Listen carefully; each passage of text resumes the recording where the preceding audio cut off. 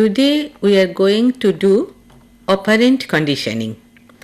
In one of the lectures, we have already learnt about classical conditioning, which is one of the most important theories in learning.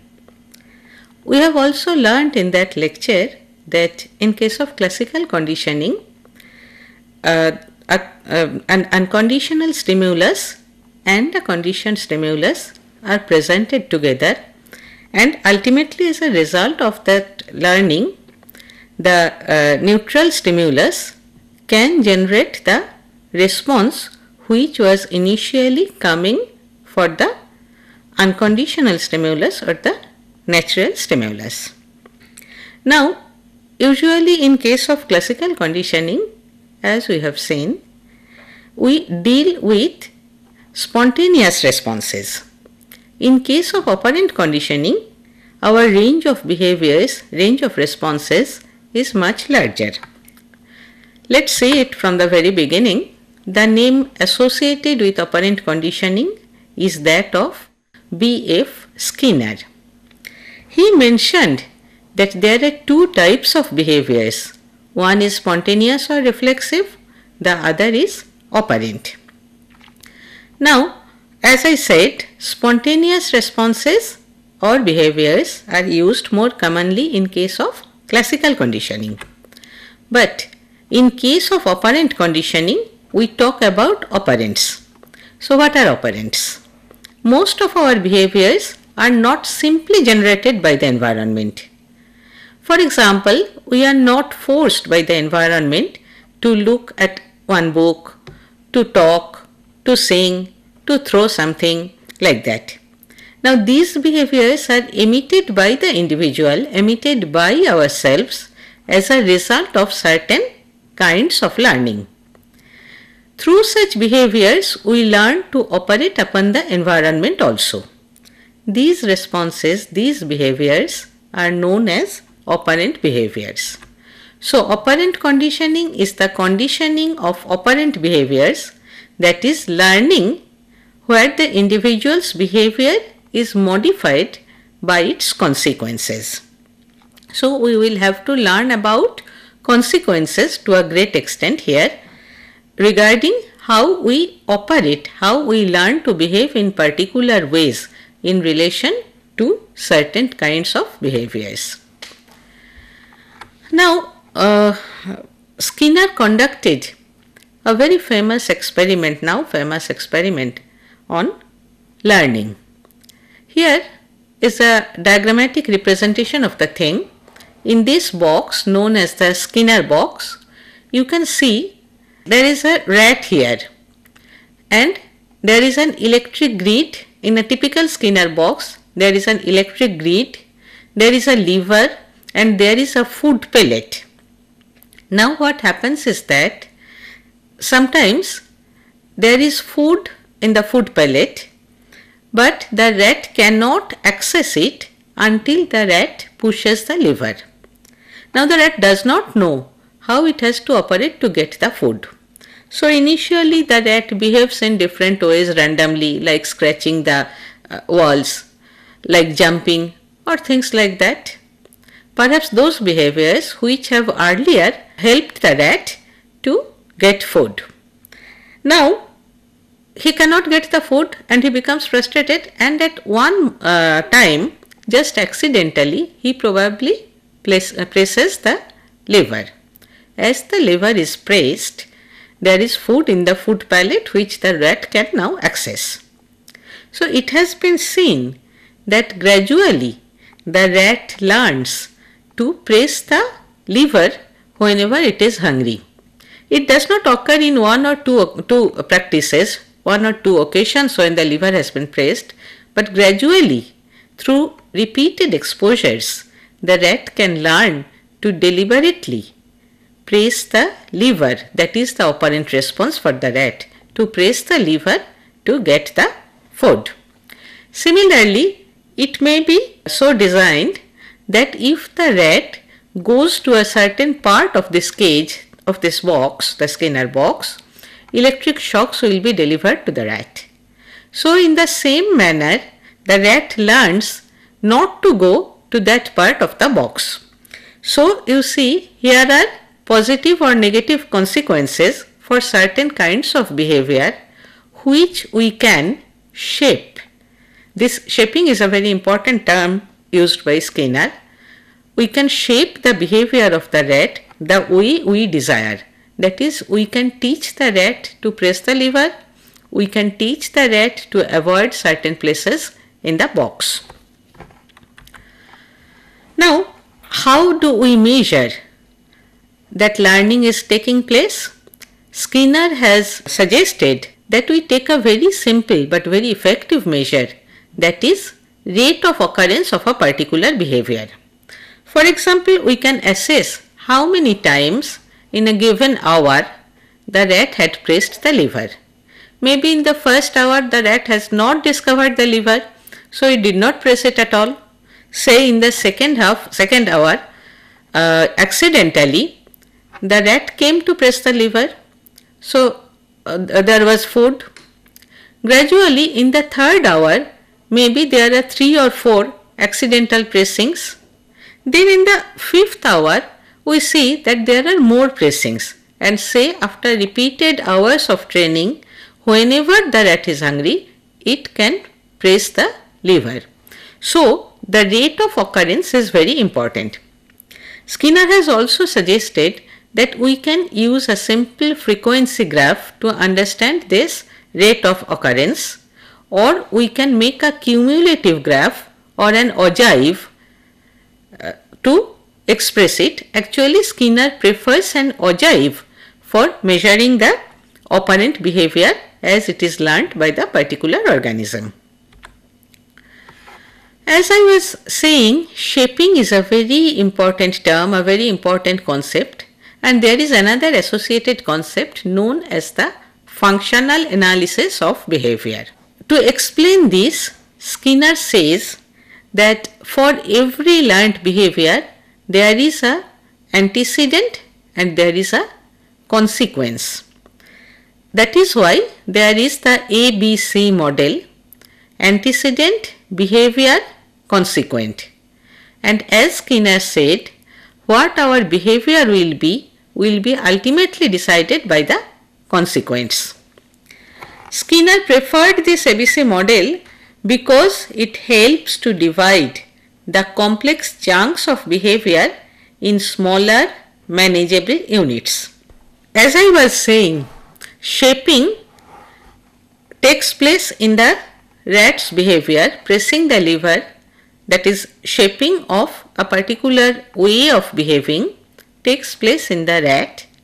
In the first hour, there is probably 0 occurrences, in the second hour 2 occurrences, in the third hour 5 occurrences.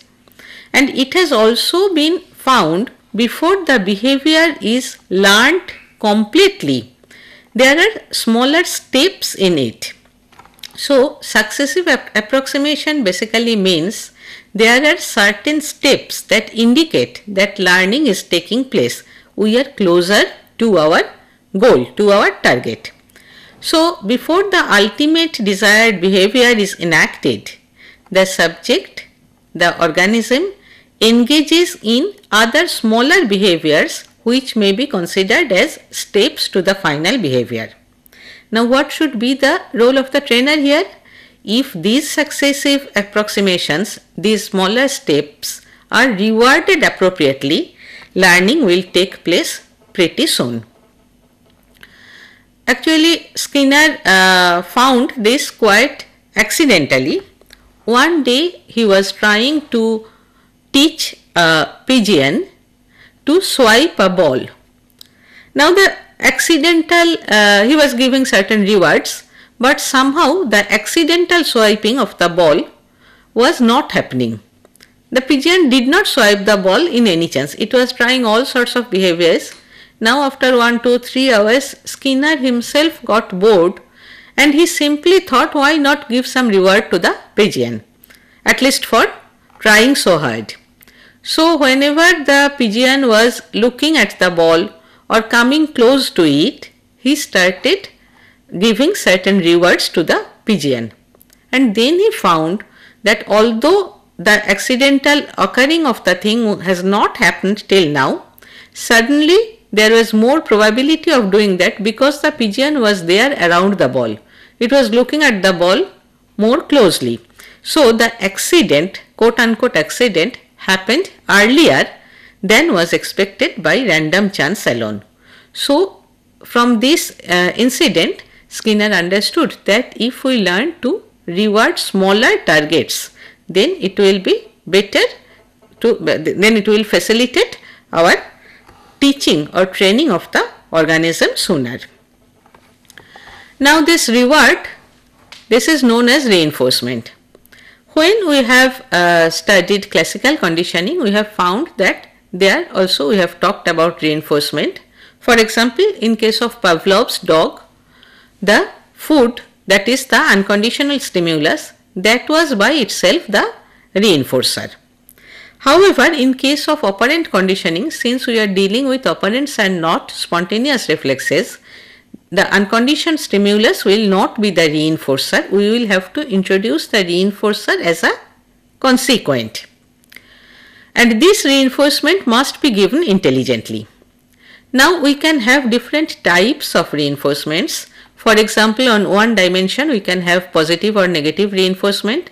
A positive reinforcement is of course something good, something rewarding, and negative reinforcement is something which is painful. For example, the electric shock. Then there can be primary and secondary reinforcement. What is the example of primary reinforcement? Something that satisfies our basic need. For example, food can be primary reinforcement. What would be a secondary reinforcement? Something which does not satiate our needs directly. For example, money. You cannot eat money, but you can buy your food with money. So that is symbolic or secondary reinforcement. Now, how often to give reinforcements? Skinner says that we can go for schedules of reinforcement. Reinforcement can be continuous, reinforcement can be intermittent. You can always give reward to your trainee. For example, you can always give chocolates to your baby for learning something. But we find that if we always give chocolates to the baby for doing something, at one point of time the child will learn to exploit us for chocolates. So that is not exactly what we want to happen. That is why Skinner says that usually, at least for higher levels of organisms, it's better to give intermittent reinforcement. Now intermittent reinforcement can also be of two types. It can be interval reinforcement, it can be ratio reinforcement. Interval reinforcement, it means that you give the reinforcement after certain time intervals. For example, you may decide to give the reward after 5 minutes, every 5 minutes or every 1 hour you give the reinforcement. That is known as interval scheduling. Ratio scheduling means you are supposed to give the reward after a given number of successful responses. For example, if you decide that you will give the reward after 5 successful responses, it may so happen that 5 successful responses will take 1 hour. It may so happen that it will take 5 minutes. In either case, whenever the 5 successful responses are obtained, we give the reward. This is like, we can say to our child that if you do 2 sums correctly, I will give a reward. Doing 2 sums correctly may take 1 hour or 2 hours or 2 days, doesn't matter, you will have to do 2 sums correctly. That is ratio reinforcement. Now each of these interval and ratio reinforcements, they can be given on a fixed or variable schedule throughout the learning procedure. For example, if I want to teach something, we can decide that we will give it after every 1 hour, or we can decide to give it after every 5 successful responses. That is fixed schedule for interval and ratio kind of reinforcement. But we can also decide that we will not keep this time or the number of successes absolutely fixed. Maybe we will give a reward after 1 hour and the next reward may come after 3 hours and then again it may come after half an hour. So this way the time interval may not be fixed, it may be variable, and for ratio maybe I will give the reward after 2 sums, then after 5 sums, then after 10 sums, then again after 3 sums, like that. Variable scheduling is something which is not fixed. So we can find 5 subtypes of reinforcement altogether, 2 kinds of interval, fixed and variable reinforcement, 2 kinds of ratio, fixed and variable ratio reinforcement, and continuous reinforcement. As I said, it has to be rendered intelligently depending upon the animal or the person you are giving the training to and the overall difficulty level of the problem. Now sometimes we hear the word punishment. For example, when electric shock is being given to the rat, is it punishment or is it negative reinforcement? Punishment is aversive consequence of undesired behavior. When I want the rat not to go in a particular part of the box, I want the rat to refrain from a natural behavior, I will give punishment because going to that part is undesired. In that case, the electric shock will be a punishment. But the same electric shock can be a negative reinforcer if my purpose is to elicit certain behavior. For example, if I want the rat to move its paw, and if I continue giving electric shock until it moves its paw, then that will be a negative reinforcer. That is the basic difference, is that punishment is given to reduce undesirable behavior, negative reinforcement is given to elicit desirable behavior. Now I will come to another issue, that is generalization versus discrimination in operant conditioning.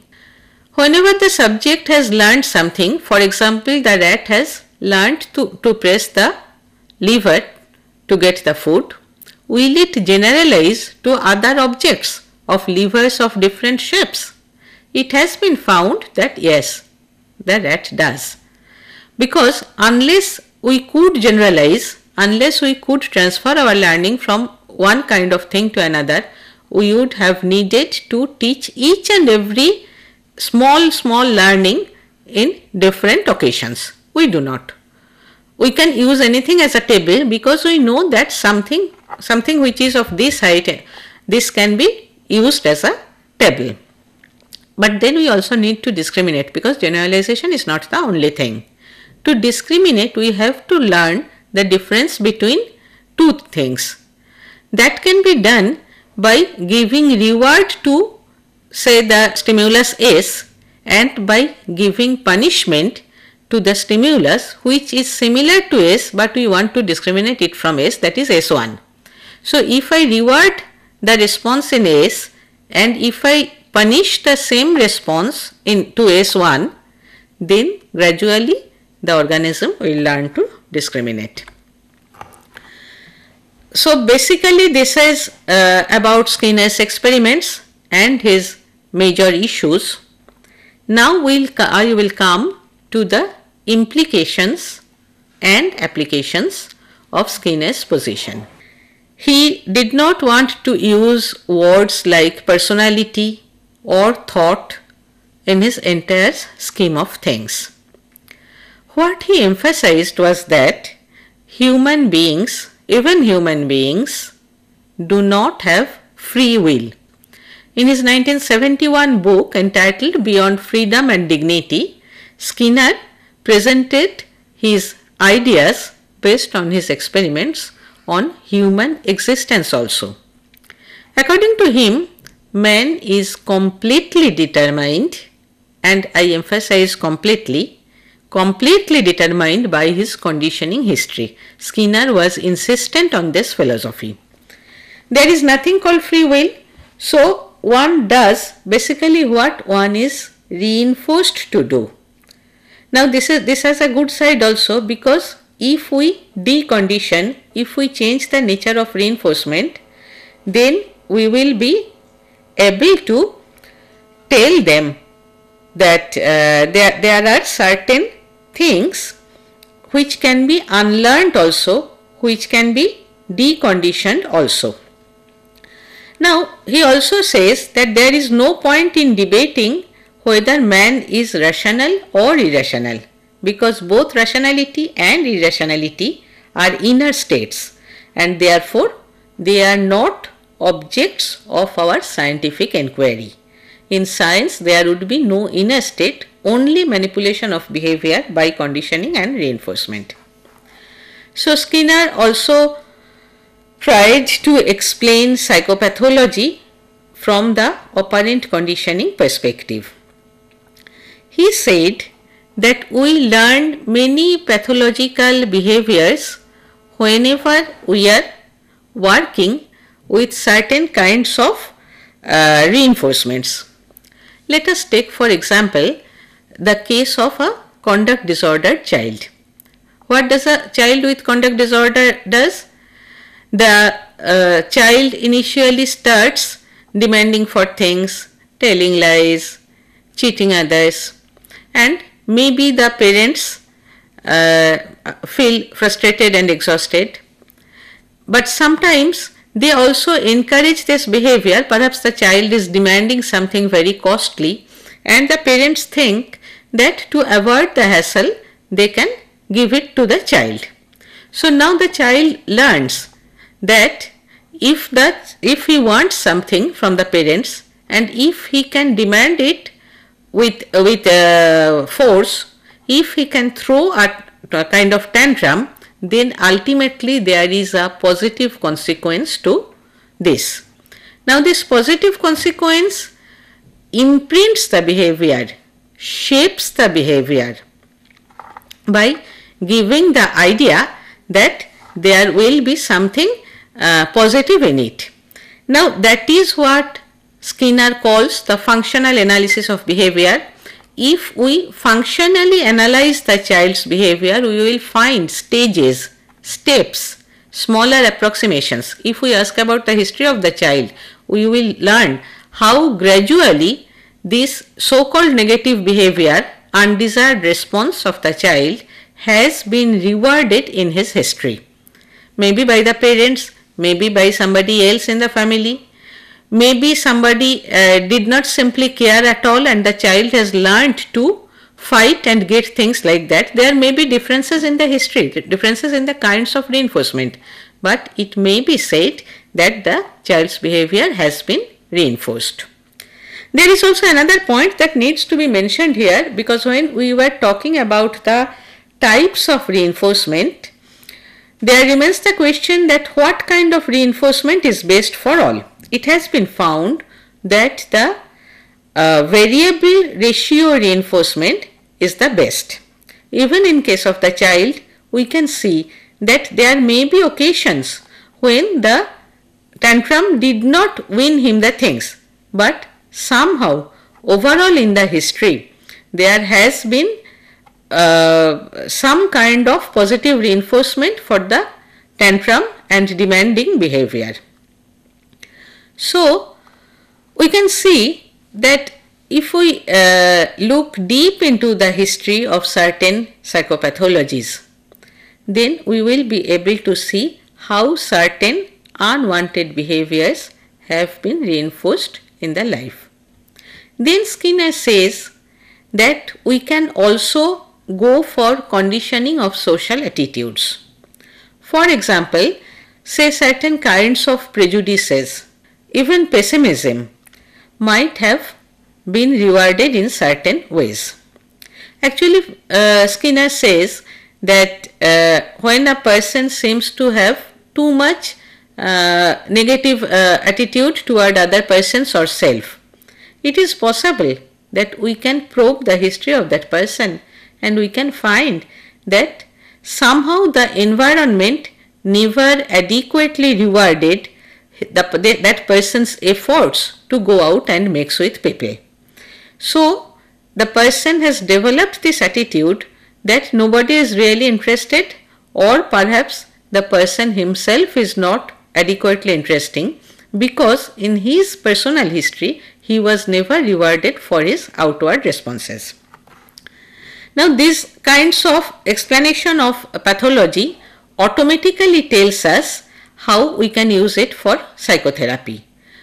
If we know that the person has been conditioned toward this kind of negative behaviors through certain consequences, we can re-manipulate those consequences, and through reward and punishment we can try to change that behavior. One very famous example of using the operant principles in case of children is token economy. By token economy, we mean a process of psychotherapy where for any good behavior the child is given a token. Now, each token may amount to certain amount of money or whatever. Suppose to buy a chocolate, a child has to get 10 tokens. Now, for each good behavior, or say for 5 good behaviors, the child will get 1 token. Thus, the child will collect all those tokens, and he will also learn delay of gratification as the consequence will come later on. This token economy has been found to be very useful for children, particularly with diseases like ADHD or conduct disorder or likes. So, we can say that Skinner's theory of operant conditioning has very important applications everywhere, but it has been criticized mostly from the cognitive psychologists because it gives a very mechanized version of the universe. The self-psychologists have criticized it quite bitterly because they think that the person is missing from this entire theorization. Skinner's viewpoint has of course been criticized from the Gestalt's viewpoint. It has been criticized from the psychoanalytic viewpoint.